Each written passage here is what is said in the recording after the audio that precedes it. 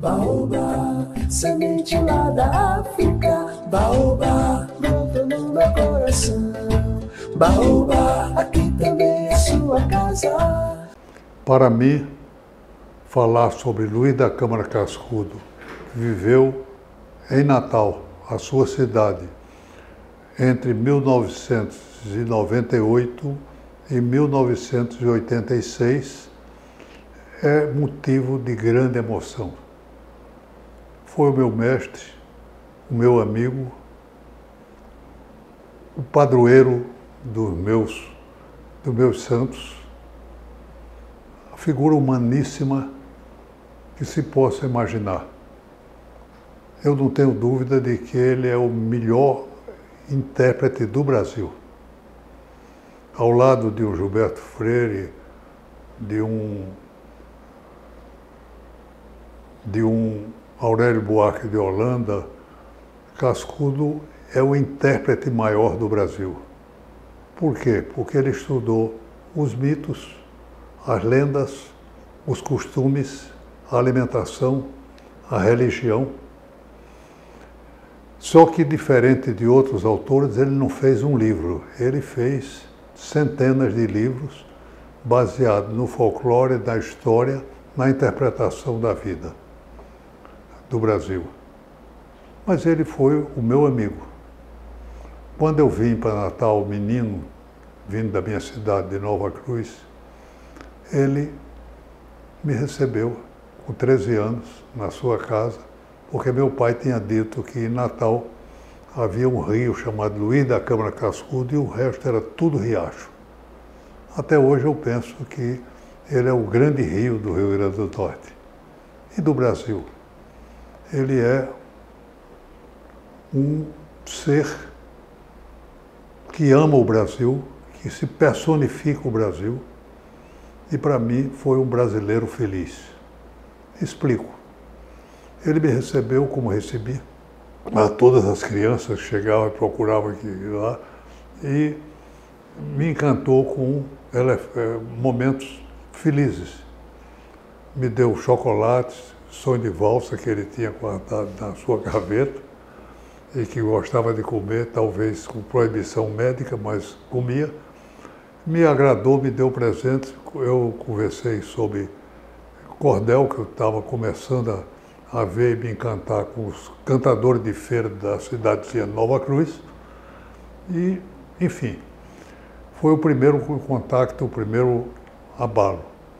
Depois ele foi meu professor de Direito na Faculdade de Direito de Natal, na Ribeira. E lá eu assistia durante 5 anos às aulas dele. Ele era professor era a segunda série.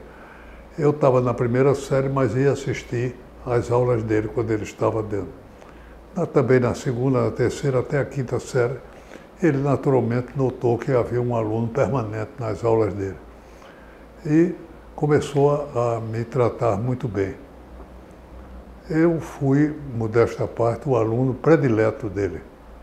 Me tomou e me recebeu. Durante mais de 20 anos, eu frequentei a sua casa. Quando ia terminando o expediente, eu ia para a sua casa e só fiquei 6 horas da noite, 6h30, e só saía de lá quando ele mandava embora, com a frase normal dele, vá baixar no outro terreiro.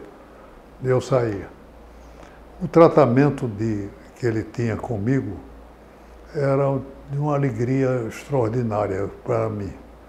Ele me recebia com alegria, com braços abertos, contando histórias, e ficava conversando comigo e me mandava estudar e pesquisar coisas que ele queria. Porque ele tinha, não só a mim, mas a muitos outros alunos, que ele mandava para testar, porque ele era rigoroso na pesquisa. Enquanto ele não tivesse rigorosamente convencido de um fato, não era registrado. Então, eu chegava lá e ele me recebia geralmente dizendo: Diógenes da Cunha Lima, uma cunha forte e uma lima doce. Outras vezes, uma brincadeira. Ele estava escrevendo um livro chamado Nomes da Terra, me mandou que pesquisasse sobre Passa-e-Fica, que ele achava interessante uma cidade com esse nome. Uma contradição, uma coisa diferente. E eu estudei e levei para ele um pouco que havia, que era uma encruzilhada de terreno em que as pessoas, pioneiros, chegavam lá, dormiam e no outro dia viajavam. Era um lugar de arranjo. Mas eu brinquei com ele dizendo que o povo podia dizer o seguinte, a definição de Passa-e-Fica: você passa, mas seu coração fica. Seu coração fica. Ele riu e ficou brincando com isso, dizendo que eu estava estabelecendo um slogan para a cidade, uma forma de valorizar a cidadezinha. E era bem vizinha Nova Cruz, a minha cidade, mais uma razão da aproximação. Mas a partir daí ele também passou a me chamar o Menino de Passa-e-Fica, que não era Nova Cruzense, mas o Menino de Passa-e-Fica. Cascudo trazia para mim, a cada momento, uma coisa nova, um fato da sua vida, uma história, e eu fui anotando aquilo de memória e às vezes gravando. Consegui fazer um pequeno, havia Super 8, eu fiz um pequeno filme com ele brincando comigo. Ele pegou uma coisa de flite, havia para matar barata, bichos, e ele jogou aquilo ali e tal. Bom, enfim, havia uma permanência de alegria. Todo dia ele tinha, quase todo dia ele tinha correspondência para mandar para o mundo. Ele escrevia em inglês ou em francês para os amigos do exterior. E os lugares mais distantes. Ele comprava selos no correio em quantidade e selava as cartas. Eu me entregava e a minha obrigação era simplesmente levar ao correio. Outras vezes ele me usava também para tirar o dinheiro do banco. Ele dizia, só deixa o suficiente para não fechar minha conta. Eu não acredito em banco, pode fechar, eu preciso do meu dinheiro. O dinheiro ele colocava num plástico e colocava por trás dos livros. E ele não sabia muito o que era dinheiro, jogava, apagava as coisas que estavam ali. Mas era uma presença permanente e simpática. Muitas vezes, ele me dava um livro, por exemplo, ele me dava um livro para eu ler de autores gregos, romanos, e eu deveria não só fazer uma observação sobre aquele livro, mas sobretudo o que aquele se referia ao Brasil. E eu demorei uns dias aí à casa dele. Quando cheguei lá, ele disse, Padre Vieira, eu digo, está me chamando de santo ou é a Inquisição? E ele, não, é que é atribuída ao Padre Vieira um livro chamado A Arte de Furtar. Cadê meu livro? Era o jeito de brincar, de se divertir, de viver. Foi meu padrinho de casamento, eu casei em João Pessoa, no alto do Cabo Branco. Ele foi para lá e dominou a paisagem, porque junto com os outros padrinhos, ele fez rir e contar histórias fantásticas do Nordeste e do afilhado dele que estava casando naquele momento. Mas havia todo um momento de simpatia. As alegrias dele, ele dizia que era casado com uma flor e sem espinho, que era a dália. Ele acordava de manhã, ia e dava havia umas trepadeiras ao lado da casa com uma flor amarela dourada. E ele acordava, passava lá e dizia, bom dia, flor. A alegria de receber pessoas, de tratar. Ele era também um biógrafo, fazia perfis das pessoas do Rio Grande do Norte em grande quantidade e estudava a mentalidade brasileira. O que ele queria era identificar o que era o brasileiro e o que nos faz diferente de outros povos. Essa era a grande visão e a grande paixão de Câmara Cascudo. Câmara Cascudo passou a vida a estudar para interpretar o que é o Brasil, o que nos faz diferente de outros povos, o brasileiro. Os seus livros básicos são livros essenciais à história do Brasil. Os grandes autores brasileiros, como Monteiro Lobato, que foi quem lançou pela primeira vez o livro de Cascudo, da sua editora, a nível nacional. Mas tinha amizades com Guimarães Rosa, a quem ele chamava de Sagarana, com Manuel Bandeira, que ele chamava de bandeira somente, dizia que era uma bandeira desfraldada, bandeira, enfim, com os grandes intelectuais do Brasil. Passou um tempo, ele passou mais de 20 anos em correspondência, se correspondendo com Mário de Andrade.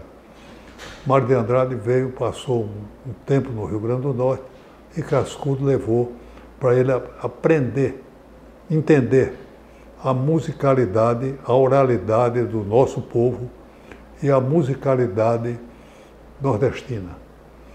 Ele ficou hospedado na casa de Câmara Cascudo e viajou ao interior. Cascudo também apresentou ele aos intelectuais do Nordeste, no Recife, como Ascenso Ferreira. Posteriormente, Mário apresenta aos intelectuais, sobretudo da família da Semana de Arte Moderna, no Rio de Janeiro. As cartas de Mário de Andrade, eu fiz a publicação pela Academia Norte-Grandense de Letras, que ele criou e fundou, e somente as cartas de Mário de Andrade. E a história foi também dramática. Ele dizia que só depois que a noite chegasse, a noite era a bandeira que ele chamava, dizia que a noite chegasse era a morte, é que podia ser publicada aquela correspondência. Mas ele me autorizava. Posteriormente ele morreu e eu fui lá para receber o livro para publicar, transformar em livro. E Ana Maria disse que de maneira nenhuma não iria ser publicado. Era minha amiga, mas não iria. Dona Dália se lembrou e disse, não, Cascudo autorizou, ele foi publicado.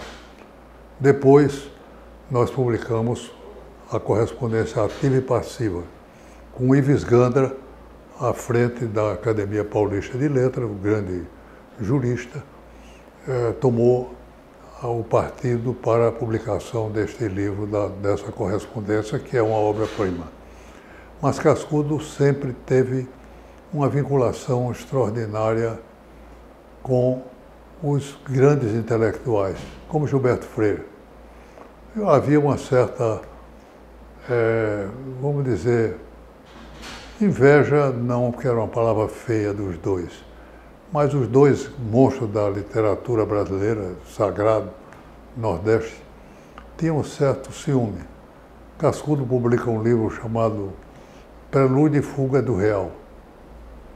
Isso era a coisa extraordinária. Ele não queria publicar esse livro. Eu fui à casa dele e pedi a ele para publicar. Ele disse que não, que era um livro fora da obra, mas eu terminei, eu estava como presidente da Fundação Zé Augusto, e dizendo, o senhor queira, não, eu vou publicar. E levei o livro e publiquei. Mas ele tinha livros sobre a Prelúdio da Cachaça. Gilberto Freire faz Açúcar. Cascudo faz Sociologia do Açúcar. O tempo passou, Gilberto Freire veio a Natal para trazer a medalha do Museu, do Instituto Joaquim Nabuco, e homenagear e deu um beijo em Cascudo. Foi a grande presença dos gigantes, das figuras humanas. Eu tive a oportunidade de estar presente ao encontro de Zé Américo de Almeida, que veio receber o título de cidadão norte-riograndense. Zé Américo queria uma única coisa, visitar Cascudo. e foi um encontro de gigantes. As falas, as declarações de entusiasmo pela obra, pela vida e o trabalho dos dois.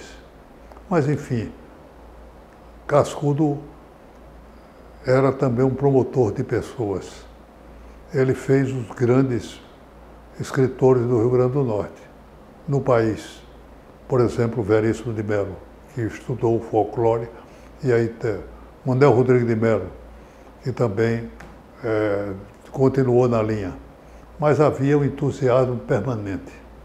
Cascudo recusou várias vezes convidado para a Academia Brasileira de Letras e dizia que era um provinciano incurável e que não podia sair de Natal. A propósito, ele assinava muitas vezes a sua correspondência como Luiz Natal. Cascudo procurava mostrar a contemporaneidade dos milênios, ou seja, as coisas do passado com o presente. Quando o Armstrong, Lua, desembarcou na Lua, houve uma jornalista de São Paulo que veio em nome do Estado de São Paulo para entrevistar Cascudo sobre o que ele achava desse feito. E Cascudo, que tinha visto na televisão, o televisor doado por Assis Chateaubriand, tinha visto o programa, disse: endereço errado. Eu não entendo de astronomia e muito menos de... O que eu conheço é a linguagem popular. Lua ou lua, não deixa ninguém de pegar. A moça insistiu, ele disse: olha, o que eu posso observar é o seguinte: senti uma leve hesitação de Armstrong ao descer da nave. Ou seja, é possível que a superstição já tenha chegado à Lua. E quando a nave pousou no Pacífico, as pessoas juntaram os dedos da mão direita na palma da mão esquerda. Ou seja, a humanidade não mudou, a maneira de aplaudir era do tempo dos babilônios, da civilização babilônica. Cascudo era essa figura que via o tempo. Um dos seus livros, o mais pesado e denso, é o Civilização e Cultura, em que ele estuda toda a viagem da civilização, do homem na civilização e as suas culturas específicas. É realmente um livro de sábio. É um livro para mostrar que o Brasil também tem conhecedores cósmicos que têm a visão completa do que é o homem. Mas há outros livros que são encantadores. O Canto de Muro, por exemplo, é um livro que ele publicou, ele chamou de Romance de Costume, que se trata dos bichos de fundo de quintal. A casa dele era uma casa ampla, uma granja, um terreno, e ele ficava observando esses bichos durante anos e anos, 20 anos talvez. E durante essa longa observação, ele começou a fazer um romance entre os bichos. Desde o sapo, que ele chamava de fu, passando pela coruja, o sabiá, enfim, os bichinhos do fundo do quintal, a jararaca-raca, que ele chama, e faz uma história absolutamente diferente de tudo que existe. Observação. Muitos anos depois, um professor americano chegou aqui e disse que Cascudo tinha se antecipado na observação do comportamento animal a muitas pesquisas do exterior, porque as pessoas se acostumavam no exterior a examinar o bicho sob a ótica de um laboratório. E Cascudo observou o fundo de quintal. Era um homem absolutamente diferente nas suas vinculações, nas suas coisas. O Dicionário Brasileiro do Folclore condensa todo o saber folclórico brasileiro, aquilo que identifica o povo brasileiro. Não há livro mais importante da historiografia, na historiografia da culinária, da alimentação do mundo, do que a história da alimentação do Brasil de Câmara Cascudo. Com toda a vivência daqui, eu conto uma pequena história sobre isso. Assis Chateaubriand pediu que ele escrevesse um tratado sobre o charuto, mais um sobre jangada e alimentação no Brasil.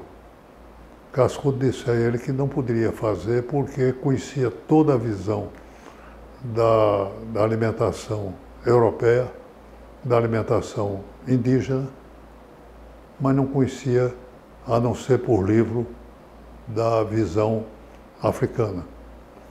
Chateaubriand patrocinou a viagem dele de pesquisa, de análise, e saiu este livro monumental, A História da Alimentação do Brasil, e ainda um outro que diz a marca da presença, que é o Made in Africa.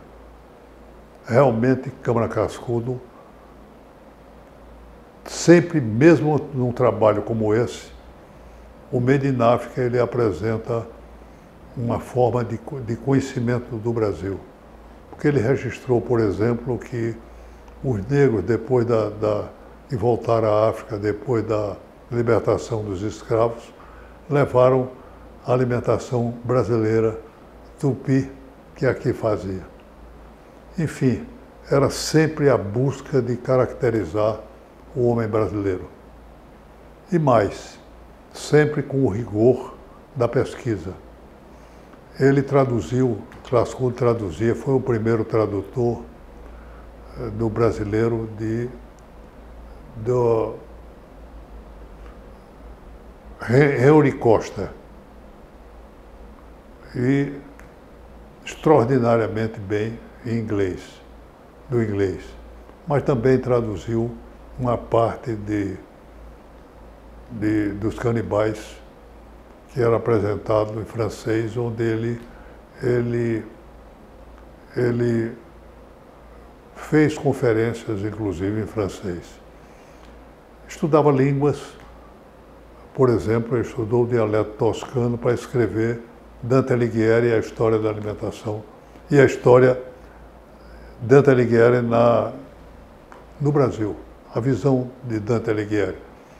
Ele estudou antes o dialeto toscano para saber bem a forma que Dante havia dado e aquilo que representava o Brasil.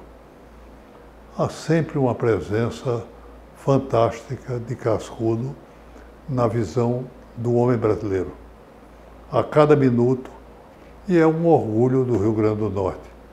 Luiz Natal, hoje a cidade trata bem dele. Eu escrevi sobre ele um livro chamado Um Brasileiro Feliz. E levei, era para homenageá-lo nos seus 80 anos. Ele disse, não gostei do título. Você está me chamando de brasileiro feliz e há centenas de milhões de brasileiros não felizes? Eu disse, mas eu brinquei e tal, terminei dizendo, professor, o senhor é meu objeto, eu sou o escritor do livro, o livro vai ser Um Brasileiro Feliz. Ele passou o tempo e, posteriormente, ele adotou o nome, declarou em entrevistas, escreveu crônica, dizendo, eu sou o que Jorge da Cunha Lima diz, eu sou um brasileiro feliz. Ele realmente era um brasileiro feliz. Ele conseguia fazer da vida momentos de alegria e de felicidade. Não só para ele, mas para as pessoas que estavam ao seu redor. Era a sua presença maior. Este livro, já a quinta edição, está saindo a quinta edição, e, como vocês veem, há uma edição primeira que tinha a cor azul, semelhante à segunda, que foi publicado com o apoio do Senado Federal, Darcy Ribeiro, que disse que Cascudo era importante para o Brasil. Enfim, A quarta, a quinta edição está saindo agora no Maranhão, um professor. Mas Cascudo era ilimitadamente bom e generoso. Ele teve notícia com outros autores de que havia artesãos fugidos de Hitler. Fugidos de Hitler. E ele então fez como os bibliógrafos brasileiros, um livro específico sobre as lendas do Brasil, este livro, Lendas do Brasil, que cada estado brasileiro caracterizando a sua lenda. É um livro magnífico, fantástico, e foi publicado somente em 200 exemplares. E cada um para a pessoa destinada que pagava. Eu consegui, com um presente de Oswaldo Lamartine, o número 66, que era dedicado a Tuita, que eu não consegui saber. Oswaldo disse que ia me dizer e nunca disse, morreu sem me dizer, eu fiquei sem saber. Mas este livro, realmente hoje com publicações da Global, que está fazendo as grandes publicações, tem sido trabalhado e apresentado. O que Cascudo desejava que todo brasileiro, se tivesse a felicidade, fosse brasileiro feliz. Minha amiga, meu amigo, o Baobá Cultural de hoje traz ao mestre maior da cultura brasileira, Luiz da Câmara Cascudo. A TV Futuro procura trazer momentos. A cada minuto eu estou sendo procurado, de vez em quando, pessoas que querem saber detalhes da vida ou da obra de Câmara Cascudo. É uma obra monumental. Eu vou comentar com vocês alguma parte deste livro, desta figura humana que habitou em Natal e continua a impressionar o Brasil inteiro.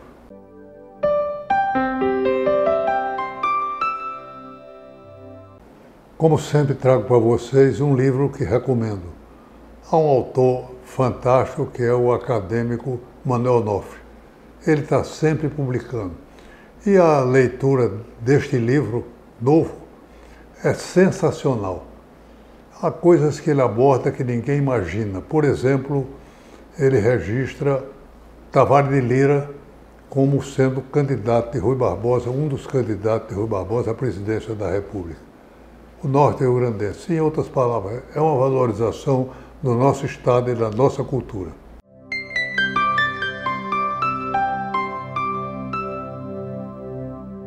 Há uma frase que eu trago sempre para vocês. A de hoje não podia ser diferente, que é a de Câmara Cascudo. O Brasil não tem problemas, apenas soluções adiadas. E a frase minha, que é bem simples também, eu quero deixar para vocês. É o seguinte: o bem, o belo, o bem, o bom e o belo andam juntos ou em paralelo. Fique conosco na TV Futuro, que estará sempre com vocês às 8 horas do sábado, ao meio-dia de domingo. Até divulgue e goste do Rio Grande do Norte e da cultura. Baobá, semente lá da África. Baobá, brota no meu coração. Baobá, aqui também é sua casa.